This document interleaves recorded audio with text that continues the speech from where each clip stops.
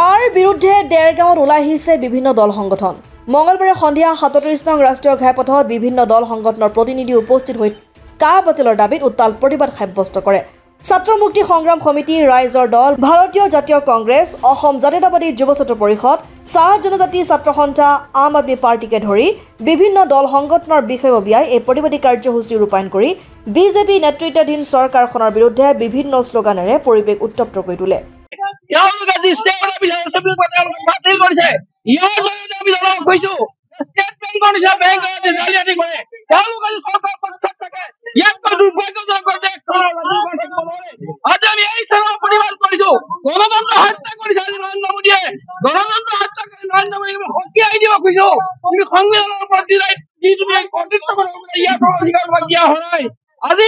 আজি ভাৰত আছে তোমালোকে পঢ়াই তুমি খাব নোৱাৰা।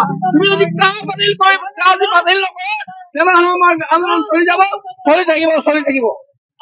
প্ৰথম কথাটো হৈ গ'ল চক আমি কা কোনো পৰ্যায়ে নামানো, কিয়নো আপোনালোকে দেখিব যে যিখন আইনে আচলতে অসমীয়া জাতি, অসমীয়া ভাষা আৰু অসমীয়া সংস্কৃতিক সম্পূৰ্ণৰূপে নিষেধ কৰিবলৈ ওলাইছে, সেই আইনখন মনা কোনো পৰ্যায়ে আহিবই নোৱাৰে।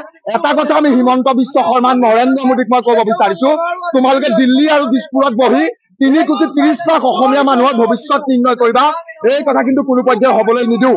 আপোনালোকে দেখিছিল, আপোনালোকে জানে সমগ্ৰ অসমবাসীয়ে, সমগ্ৰ অসমৰ খিলঞ্জীয়া ভূমিপুত্ৰই তাৰ বিৰুদ্ধে 2016ৰ পৰা আচলতে ঐক্যবদ্ধভাৱে সংগ্ৰাম চলাইছিল। তাৰ পিছতো কিন্তু এছামৰ নিকৃষ্ট মানসিকতা আৰু কিছুমান ৰাজনৈতিক ষড়যন্ত্ৰৰ কাৰণে আচলতে তাৰখন আজি গৃহীত হ'বলৈ পালে।